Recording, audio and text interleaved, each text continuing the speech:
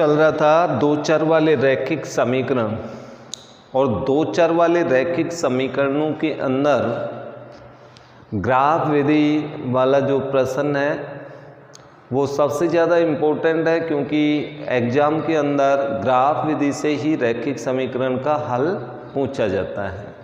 तो ग्राफ विधि अपनी चल रही थी, जिसमें एक्सरसाइज 3.1 के कुछ क्वेश्चन हो गए थे। अब इसके पश्चात अपनी प्रश्नमाला जो 3.2 है, इसके अंदर 3.2 एक्सरसाइज में पहला प्रश्न है। इस पहले प्रश्न के अंदर आपको एक समस्यात्मक प्रश्न दिया हुआ है, जिसमें दोनों समीकरण यानी बीजगणितीय रूप में व्यक्त करने हैं। उसके पश्चात ग्राफ विधि से उनका हल निकालना है। तो इसका जो पहला प्रश्न है वो मैं आपको बता रहा हूँ। पहला प्रश्न जिसमें लिखा है कक्षा 10 के ही 10 विद्यार्थियों में एक गणित की पहली प्रतियोगिता में भाग लिया। कक्षा 10 के कितने विद्यार्थी? टोटल 10। यदि लड़कियों की संख्या लड़कों की संख्या से 4 अधिक हो तो प्रतियोगिता में भाग लिए लड़कों और लड़कियों की संख्या ज्ञात कीजिए। और इस समस्यात्मक रैखिक समीकरण युग्म को ग्राफ विधि से हल करना है। तो सबसे पहले तो आपको यहाँ माननी पड़ेगी, माना लड़कियों की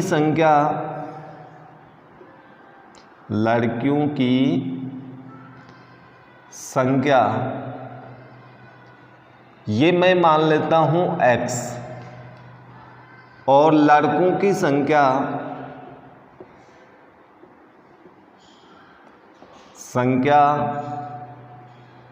y मान लेते हैं।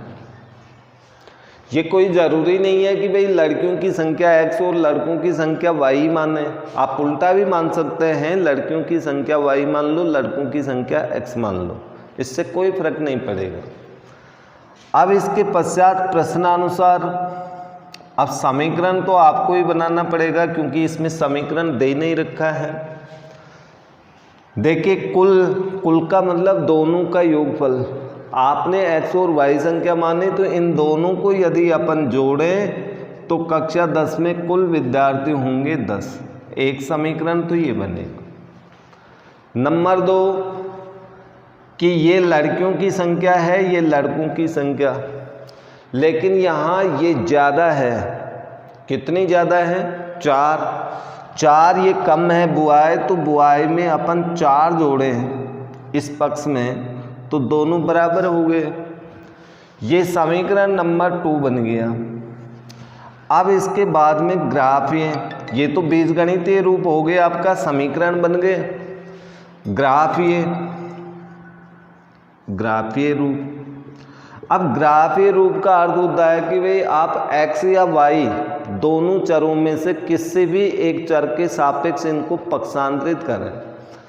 तो यहाँ पर मैं x के सापेक्ष पक्षांतरण कर देता हूँ। पहला समीकरण x के सापेक्ष पक्षांतरण, तो y वाले पद को उधर ले जाएंगे तो y माइनस में हो जाएगा, 10 माइनस y। ये x के सापेक्ष पक्षांतरण पहला। और दूसरा पहले से ही x के सापेक्ष पक्षांतरित है, तो इसको करना नहीं है। अब दोनों के नीचे अपन सारणी बनाएंगे। सारणी में आपको कम से कम 2 मान तो लेने ही हैं, और इसी तरह से इसकी सारणी इसके नीचे बना दें, x एंड y का मान इसमें रखें, x का मान आपको प्राप्त हो जाएगा। जैसे ये रफ कार्य है, आप रफ में अलग से करना, कॉपी के पेज में नहीं करना। परीक्षा के अंदर ये कॉपी के पेज में करना है। ये जो कार्य कर रहा हूँ ये कॉपी के पेज में, ये रफ कार्य है, ये उस जगह नहीं करेंगे जहाँ आपका रफ उचित स्थान है, वहीं पे करें। तो रफ में मैं पहले समीकरण में y बराबर 0 रख रहा हूँ। रखने पर अब 0 रखने से x की वैल्यू क्या आती है, 10 माइनस वाई के स्थान पे 0, तो x बराबर 10। ये भी पूर्णांक ये भी पूर्णांक, तो एक मान आप ये ले सकते हैं। दूसरा मान y बराबर, मान लीजिए कि अपन यहाँ पर 3 रखते हैं, 3 रखें तो यहाँ 3 आएगा, 3 आएगा तो ये कितना होगा, 7 होगा। तो y का मान 3 रखने पर x का मान 7। इसी तरह से इसमें y के मान रखो, y का मान यदि 0 रखता हूँ तो x का मान 4 आएगा, y का मान 2 रखता हूँ तो x का मान 6 आएगा। फिर नीचे इसके निर्देशांक लिख दें 10, 0, अर्थात एक बिंदु तो आपको ग्राफ में ये दर्शाना है, दूसरा बिंदु 7, 3, इसी तरह से इधर 4, 0 और 6, 2। फिर नीचे आप लिखेंगे ग्राफ से x का मान कितना होगा और y का मान कितना आएगा, वो यहाँ पर लिखेंगे, अभी ग्राफ बनाने से पता चलेगा।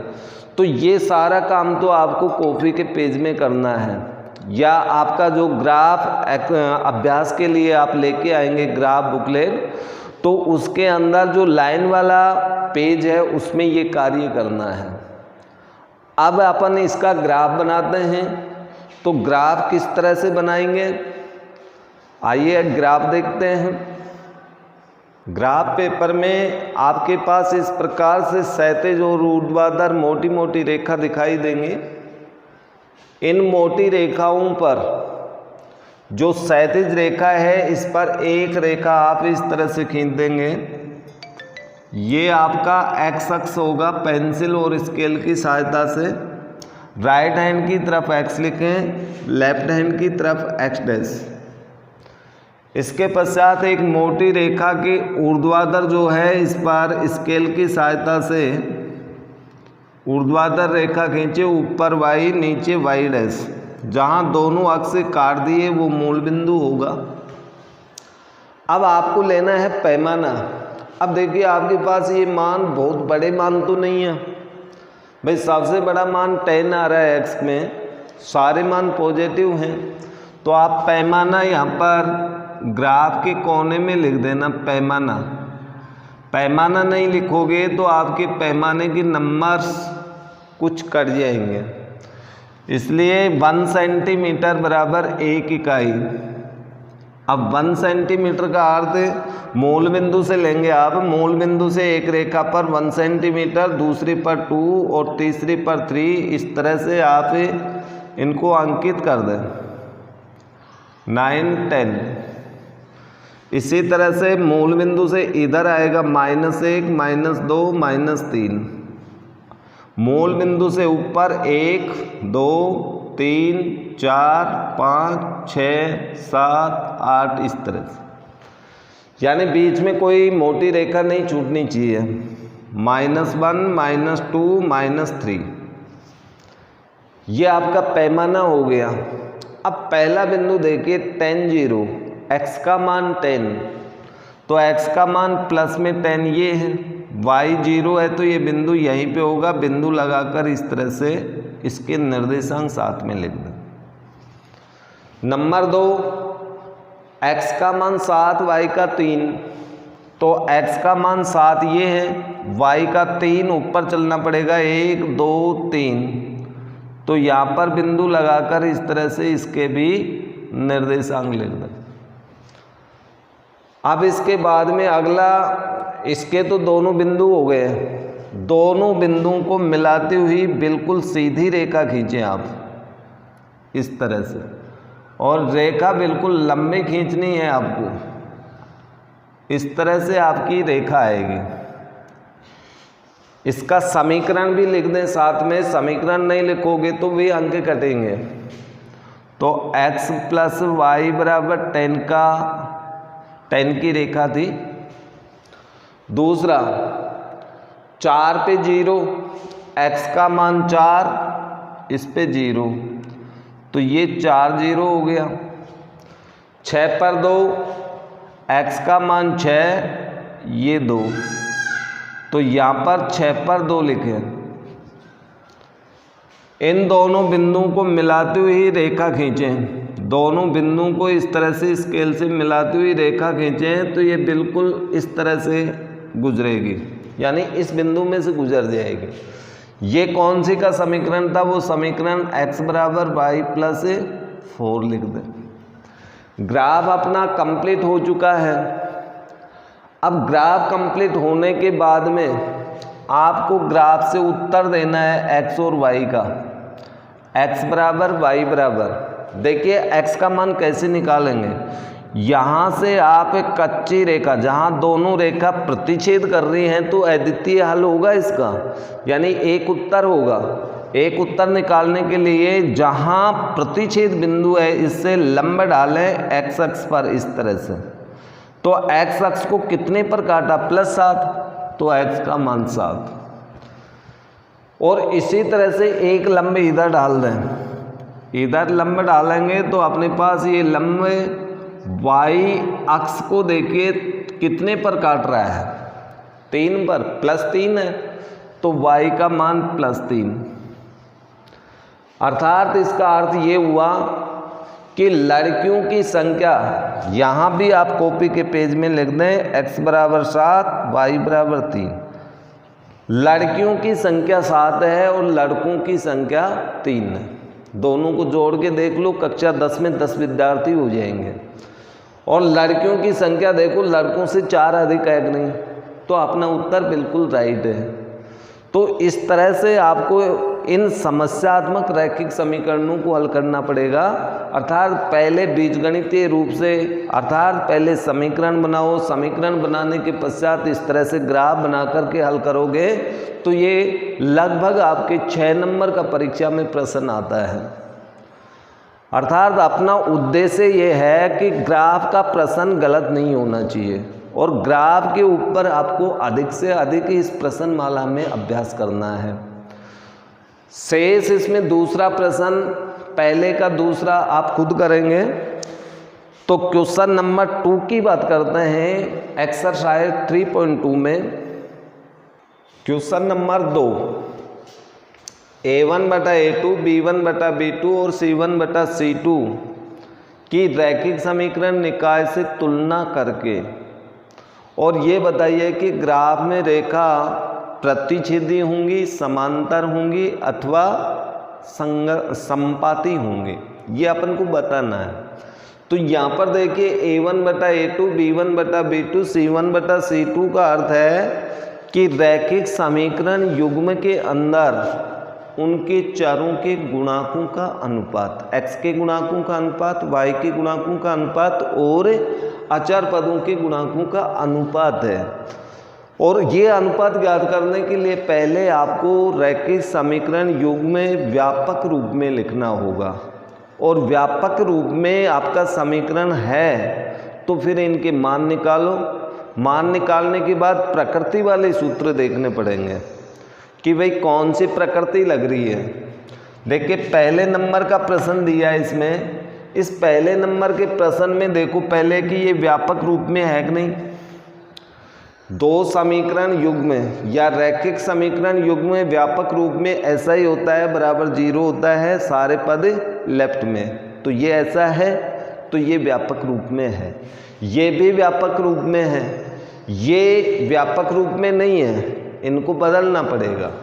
तो पहले इनको देखिए, व्यापक रूप में है तो A1/A2 ज्ञात करते हैं, कितना आता है। A1 का मान 5, A2 का मान 7, अर्थात ये अनुपात 5/7।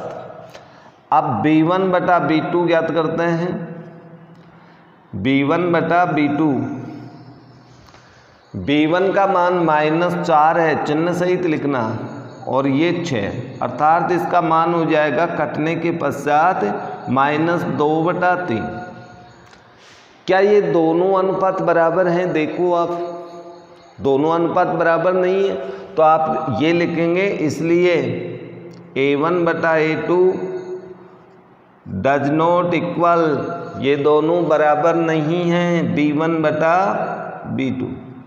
ये दोनों बराबर नहीं है तो C1/C2 नहीं निकालेंगे, ये दोनों बराबर आ जाए उसके बाद ही C1/C2 निकालें। तो यहाँ पर ये दोनों ही बराबर नहीं है, और ये दोनों बराबर नहीं है तो प्रकृति के सूत्र में देखो, यदि इस शर्त का पालन हो तो रेखा कैसे होंगी? प्रतिच्छेदी। ग्राफ में रेखा खींचोगे तो प्रतिच्छेदी, संगत असंगत देखोगे तो संगत, और यदि हल देखोगे तो अद्वितीय। हलों में पूछे तो अद्वितीय उत्तर लिखेंगे, संगत असंगत तो संगत लिखेंगे।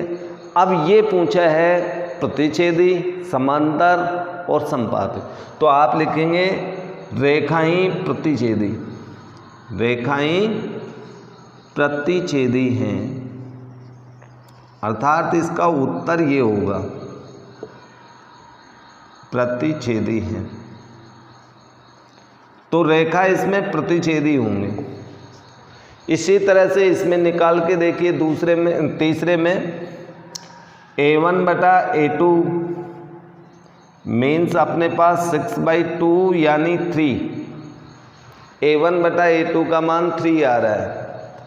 इसी तरह से b1/b2 ज्ञात करते हैं तो देखते हैं कितना आता है, -3 अपॉन दूसरे समीकरण में y का गुणांक -1 है, भाग देंगे तो ये माइनस माइनस +3, दोनों बिल्कुल बराबर हैं। तो फिर c1/c2 भी ज्ञात करें। अब c1/c2 10/9, ये इनके बराबर नहीं है, तो आप यहाँ लिखेंगे a1/a2 और b1/b2 तो बराबर, लेकिन c1/c2 बराबर नहीं है। अर्थात पहले दोनों अनुपात बराबर हैं लेकिन ये अनुपात बराबर नहीं है, और इस स्थिति के अंदर हम जानते हैं रेखाएं कैसे होंगी? समांतर, समांतर रेखाएं। तो इसका समांतर उत्तर आएगा। यदि हल पूछता तो अपन लिखते कोई हल नहीं होगा, संगत असंगत पूछता तो इस स्थिति में असंगत समीकरण युग्म होता है। तो इस तरह से यानी आपको दूसरे प्रश्न के सभी प्रश्नों का उत्तर देना है, जिसमें 2 प्रश्न मैंने बता दिए, शेष बचा 1 प्रश्न आप करेंगे। ओके, अब इसके बाद में प्रश्न संख्या 3 की बात करें तो प्रश्न संख्या 3 में भी आपको वही दिया है कि इनकी तुलना करके इन समीकरणों को बताइए कि ये संगत हैं अथवा असंगत।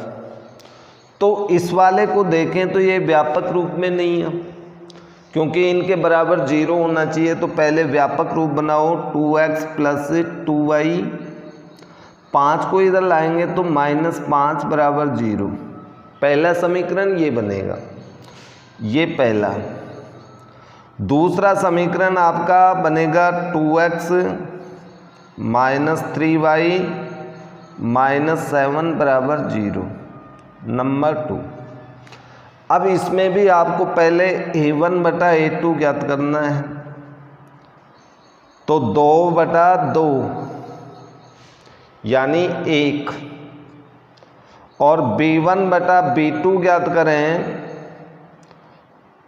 तो अपने पास आएगा b1 का मान +2 है, b2 का मान -3, 2/-3, केवल गुणांक रखना है आपको।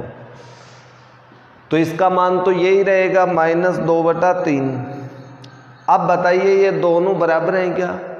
दोनों बराबर नहीं है, तो आप ये लिखेंगे इसलिए a1/a2 बराबर नहीं b1/b2। और जब ये बराबर नहीं होते हैं तो समीकरण निकाय संगत है। प्रकृति वाले सूत्र में देखो, अब ऐसी स्थिति में संगत समीकरण होता है, तो ये इसका उत्तर हो गया। इसी तरह से 5वां प्रश्न है, पहले इनको पक्षांतरण करके लिखो, 4/3x + 2y - 8 = 0, ये पहला समीकरण। और दूसरा समीकरण भी पक्षांतरण करने पर 2x + 3y - 12 = 0। अब इसमें भी आपको वही अनुपात निकालना है, A1 बटा A2 ज्ञात करो पहले, तो 4/3 अपॉन 2। A1 का मान ये है 4/3 और A2 का मान 2। ऊपर की संख्या भिन्न है, नीचे की पूर्णांक, तो ऊपर का हर नीचे आके गुणा हो जाएगा, यानी 4/6 हो गया। और 4/6 का अर्थ होता है 2/3। ओके, अब B1 बटा B2 इसी प्रकार से ज्ञात करो। ये मैं इधर लिख देता हूं। अब B1 बटा B2, B1 बटा B2, यहां B1 का मान 2 है, B2 का मान 3, तो 2/3। अब देखिए दोनों मान बिल्कुल बराबर हैं, इसका भी मान 2/3 था, इसका भी मान 2/3, तो फिर C1 बटा C2 ज्ञात करना पड़ेगा। और ये दोनों बराबर नहीं आते तो ज्ञात नहीं करते C1 बटा C2। अब C1 बटा C2 ज्ञात करते हैं। C1 का मान -8, C2 का मान -12, बराबर माइनस से माइनस तो कट जाएगा, प्लस हो गया। फिर 4 का भाग भी जा रहा है तो 2/3 प्लस में आएगा। इसका अर्थ हुआ तीनों बराबर हैं, तो आप लिखेंगे कि तीनों अनुपात बराबर A2 बराबर B1 बटा B2 बराबर C1 बटा C2। तीनों अनुपात बराबर हैं, और जब तीनों अनुपात बराबर होते हैं तो उस स्थिति में भी समीकरण युग्म कैसा होता है? संगत। संगत है, संगतता पूछी है तो संगत होगा। यदि रेखाओं के बारे में पूछता तो संपाती लिख दे, हल के बारे में पूछता तो अनेक, अपरिमित रूप से अनेक या अनंत हल लिख दें। तो इस तरह से यानी प्रकृति के सूत्रों का प्रयोग करके क्वेश्चन नंबर 2 और 3 आपको हल करना है। इसके बाद में चौथा प्रश्न भी आपका ऐसा ही है, जिसमें पहले प्रकृति का सूत्र लगा करके युग्म को संगत असंगत, और जो युग्म आपका संगत हो जाए उस समीकरण युग्म को ग्राफ विधि से हल करना है, यानी उसका ग्राफ भी बनाना है। तो ये क्वेश्चन नंबर 4 आप करके देखना। अब मैं आपको क्वेश्चन नंबर 5 बता देता हूँ। क्वेश्चन नंबर 5 है, ये एक समस्यात्मक प्रश्न है। एक आयताकार बाग जिसकी लंबाई उसकी चौड़ाई से 4 मीटर अधिक है तथा अर्ध परिमाप आपको 36 मीटर दे रखा है।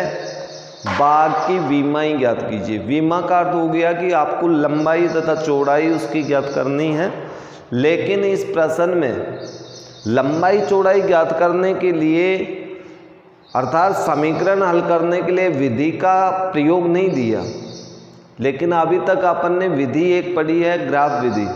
तो ये प्रश्न भी एक समस्यात्मक प्रश्न है और ग्राफ विधि से हल पूछा जा सकता है। तो सबसे पहले आप क्वेश्चन नंबर 5 में क्या लिखेंगे? माना बाग की या आयताकार बाग की, आयताकार बाग की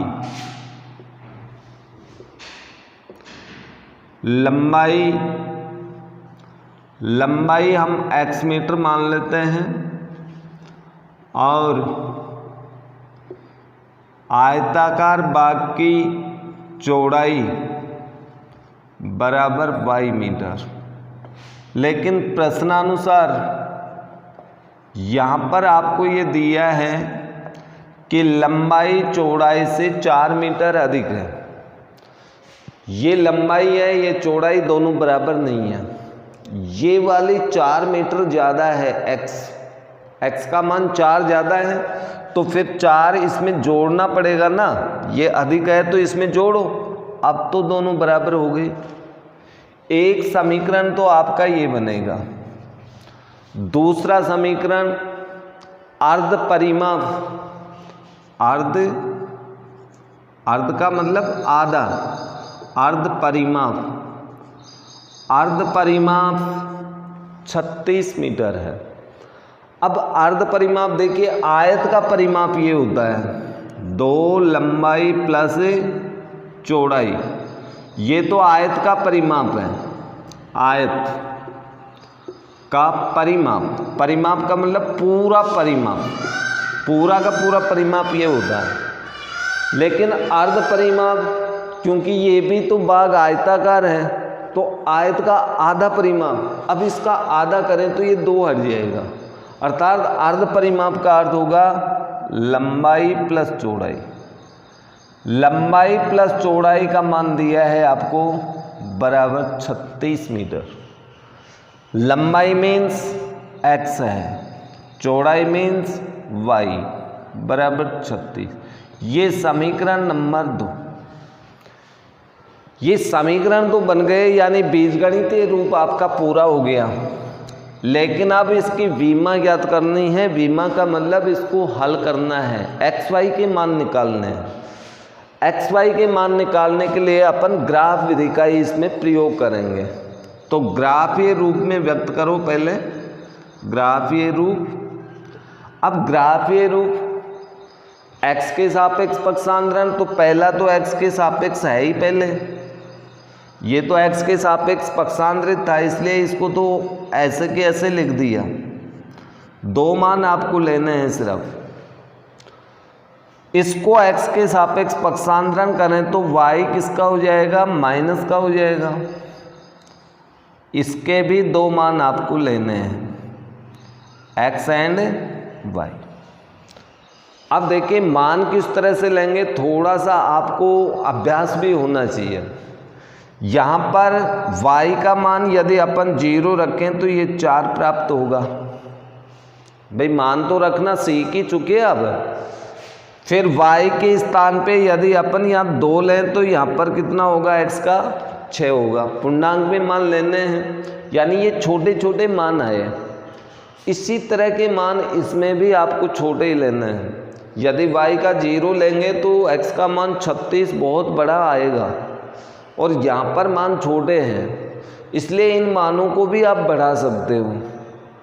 आप बड़े मान लें जिससे कि पैमाना लेने में आपको दिक्कत नहीं आएगी।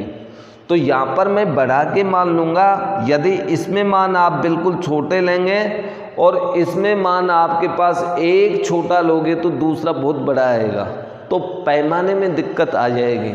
इसलिए यहाँ पर मैं y का मान ले रहा हूँ, जैसे मान लीजिए y का मान लिया 10, तो x का मान आएगा 14।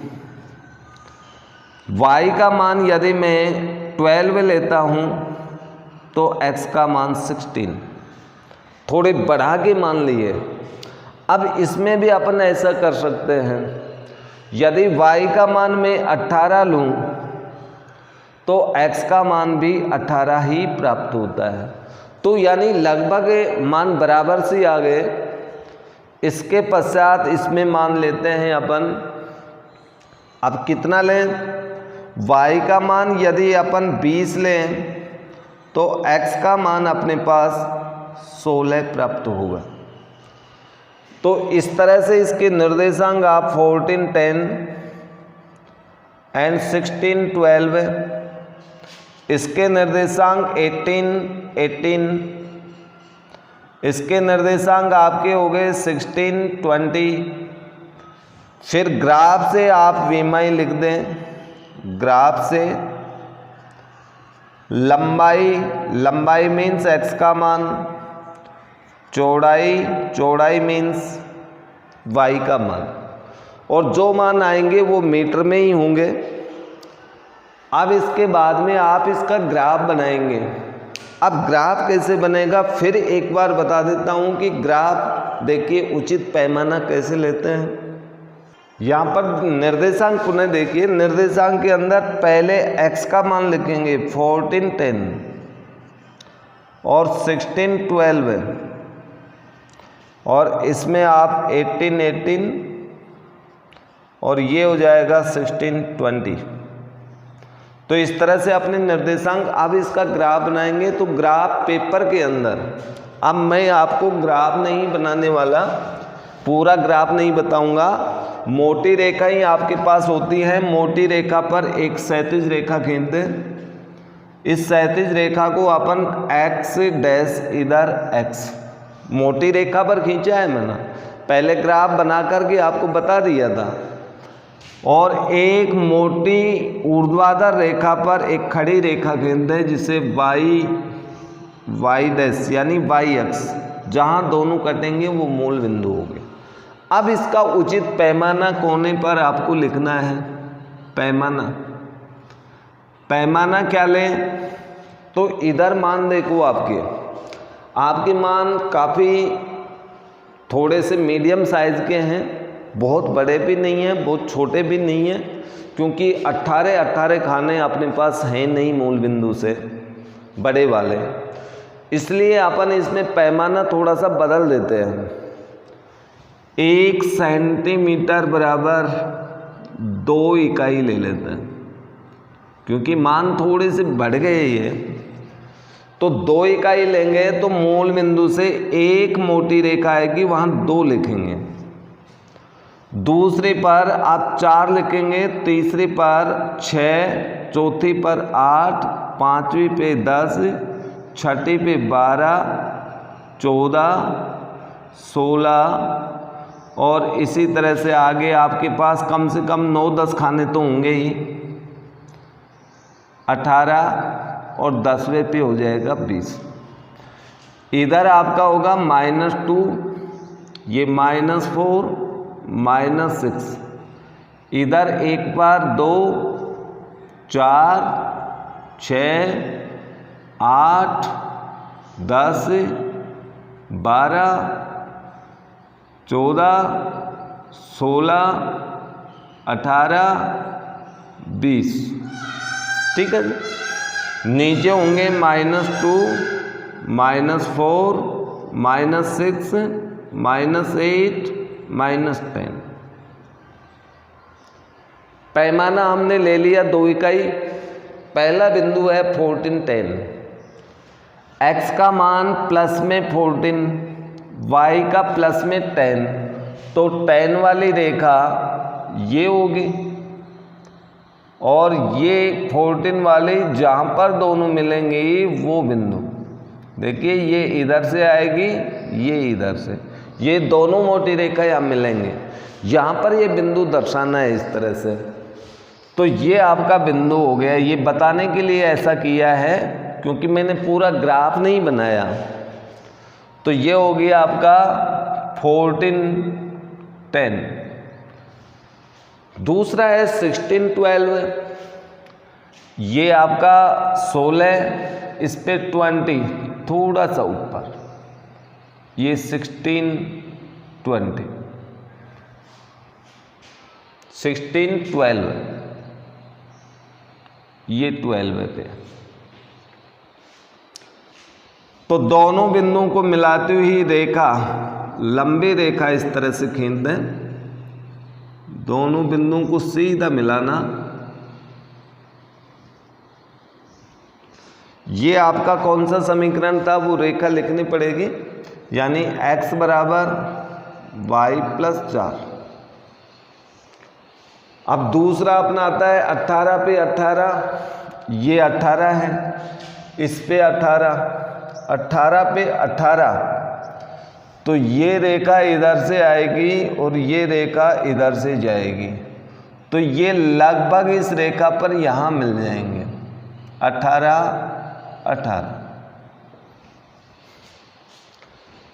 फिर इसके बाद में दूसरी है 16 पे 20, 16 ये है और इस पे 20, 20 का मतलब ये हो गया आपका यहाँ पर लगभग 16, 20। दोनों बिंदुओं को मिलाती हुई सीधी रेखा खींचें तो इस तरह से आ जाएगी। अब आप ग्राफ में बना के देखना, ये समीकरण था आपका x + y बराबर 36 इसका। तो यहाँ से अपन देखें और इसको हल करें तो अपने पास ये दोनों विमा, यहाँ पर समीकरण इसको काट रहा है आपका 18, 18 बिंदु लगभग यहाँ पर होगा। अब इन दोनों बिंदुओं को अपन मिलाएं तो देखिए रेखा इस तरह से आएगी, इस तरह से इसको प्रतिच्छेद करेगी। ये आपका इस समीकरण हो गया। तो ये दोनों रेखा एक दूसरे को यहाँ पर प्रतिच्छेद करती हैं। अब इस प्रतिच्छेद बिंदु से आप लंब डालें। अब प्रतिच्छेद बिंदु से लंब डालेंगे तो ये लंब लगभग 20 पे कट रहा है x अक्ष को। तो ग्राफ से अपने पास x बराबर कितना आ गया 20, और इधर लंब डालें तो ये देखिए कितने पर कटता है, लगभग आपका 16 पे कटेगा लंब। तो y बराबर 16 हो जाएगा। तो आपका ये उत्तर आएगा। यानी ग्राफ से आप यहाँ लिख देना, ग्राफ से कॉपी के पेज में लंबाई 20 मीटर, चौड़ाई 16 मीटर, ये आपका उत्तर होगा। तो इस तरह से यानी ये कंप्लीट प्रश्न हो जाएगा, और ये कंप्लीट प्रश्न 6 नंबर का बनता है। ओके, तो ये अपना ग्राफ का एक और प्रश्न हो गया। यानी ग्राफ वाले प्रश्न पे आपको विशेष अभ्यास करना है। ओके, क्वेश्चन नंबर 7 की बात करें तो क्वेश्चन नंबर 7 भी वही ग्राफ का प्रश्न है कि ग्राफ विधि से दोनों समीकरण निकायों में ग्राफ खींचिए, यानी इनका हल ज्ञात कीजिए, और ग्राफ तथा इन रेखाओं से यानी दोनों समीकरणों की जो रेखा और x अक्ष होगा उससे बनने वाले त्रिभुज के शीर्ष के निर्देशांक तथा उस त्रिभुज के पटल को छायांकित कीजिए। तो इस प्रश्न को आप ग्राफ विधि से करेंगे तो ग्राफीय रूप में व्यक्त करना पड़ेगा पहले, ग्राफीय रूप से। अब ग्राफीय रूप से देखिए अपन क्या करते हैं, x के सापेक्ष पक्षांतरण करें तो y तो प्लस का हो जाएगा और 1 माइनस का। इसके सारणी इसके नीचे बना दें, 2 मान ले लें आप, छोटे बड़े कैसे भी मान लें। तो यहाँ पर यदि अपन x y बराबर 0 लें तो x का मान -1 आता है। यदि y बराबर अपन 2 ले लें या 3 ले लें, 3 ले लिया, मान लीजिए 3 लिया, तो x का मान अपने पास 2 आएगा। ओके, अब इसी तरह से इस समीकरण को भी आप x वाले पद के सापेक्ष पक्षांतरण, तो 12 प्लस का हो जाएगा, 2y माइनस का हो जाएगा। इसमें भी 2 मान निकालने हैं, तो आप रफ कार्य कर लें और रफ में फिर मान निकाल के देखें x y। तो यहाँ पर इसका हल ज्ञात करें तो y बराबर 0 लें, तो y बराबर 0 देखिए रफ में रख के देख लेना आप, 3x बराबर 12 माइनस 2 गुणा 0, y की जगह 0 लिया उसमें, तो ये 12 माइनस 0 बराबर 12, 3x का मान 12, तो x का मान कितना हुआ 4, तो ये 4। एक मान और रख दें, यदि अपन y बराबर 1 लें तो मान नहीं आएगा, पूर्णांक में नहीं आएगा, x का निकाल के देख लेना। 2 लेंगे तो भी पूर्णांक नहीं आएगा, 3 लेंगे तो 6 में 2 का भाग देंगे तो 2 आएगा, 3 पर 2 आएगा। ओके, तो ये मान अपने पास हो गए। इसके निर्देशांक -1 0, इसका 2 3, इसके 4 0 और 2 3। अब इसके बाद में आप एक ग्राफ से इसका हल निकाल दें। ग्राफ से x बराबर y बराबर कितना कितना आएगा वो लिखेंगे, और ग्राफ से x अक्ष और इन रेखाओं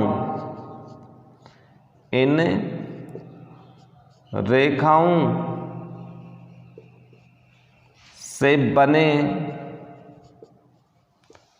त्रिभुज के शीर्ष, ये भी आपको कॉपी के पेज में लिखना है। शीर्ष वो अभी अपन बनाने के बाद में पता लगेगा, तब जा कर के लिखेंगे। अब ग्राफ बनाते हैं। ग्राफ बनाएंगे तो पहले वही एक ऊर्ध्वाधर रेखा मोटी रेखा पर एक क्षैतिज रेखा, इसे एक्स अक्ष, इसे वाई अक्ष, ये मूल बिंदु।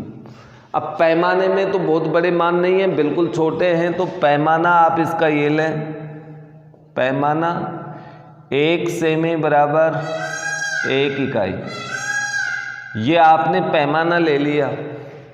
तो मूल बिंदु से एक रेखा पर 1, दूसरी पर 2, तीसरी पर 3, चौथी पर 4, 5, इस तरह से अंकित करें।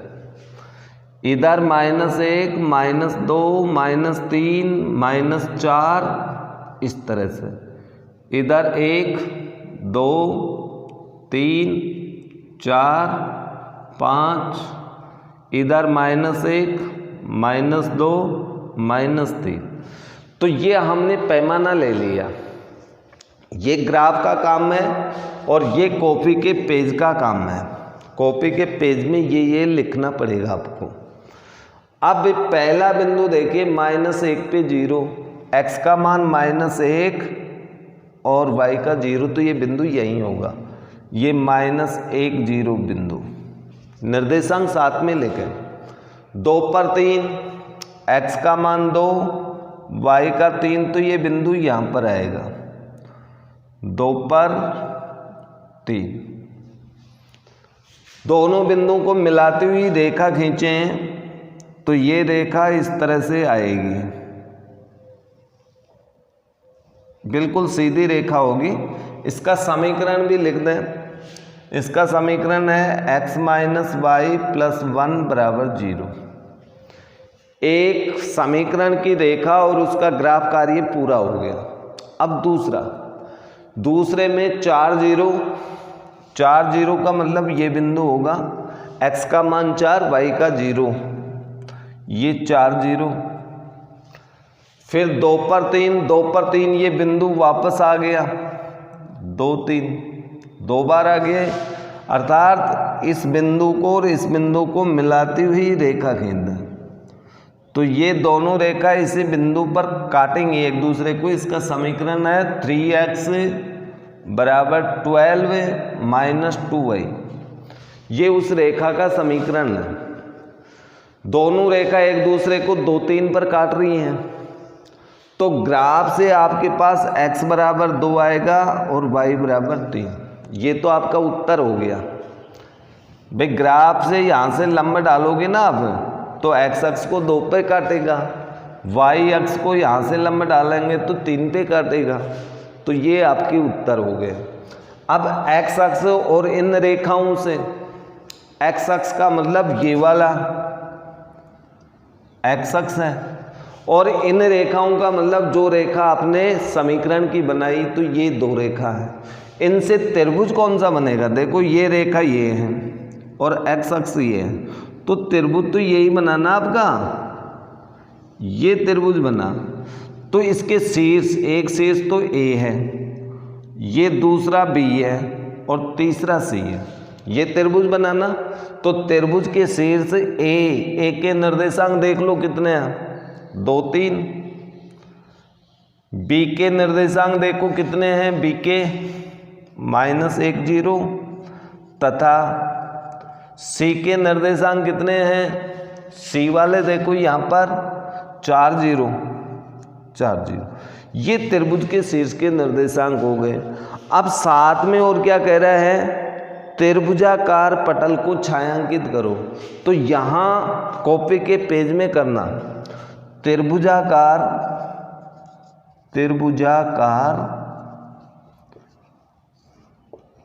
पटल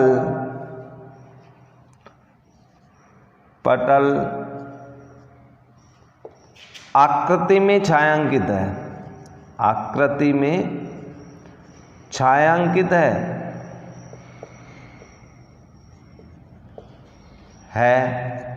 तो अब इसको छायांकित करो। ये सारा काम तो कॉपी के पेज में करना है आपको। ये तो आपका रब कार्य था, इसको हटा देना है। ये काम आपको कॉपी के पेज में, ये ग्राफ में।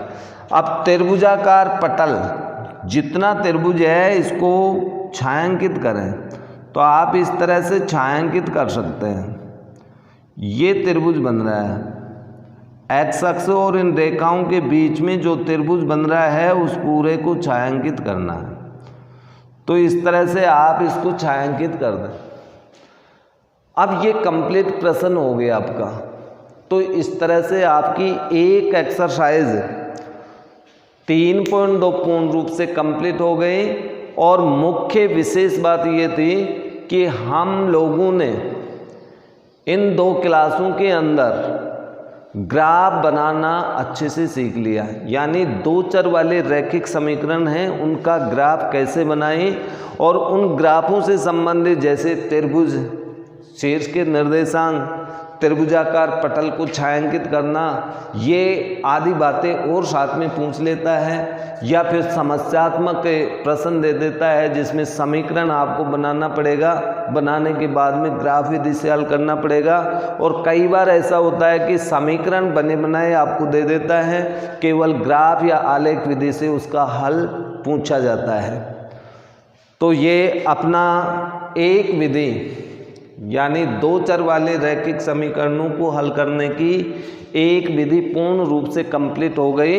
अब इसके बाद में आगे अपने पास 2 चर वाले रैखिक समीकरणों को हल करने की बीजगणितीय विधियां हैं, जिनका अध्ययन अपन नेक्स्ट अगली क्लास के अंदर करेंगे, यानी कल करेंगे। और कल जब तक अपन प्रेजेंट हों तब तक के लिए इजाज़त दीजिए। धन्यवाद।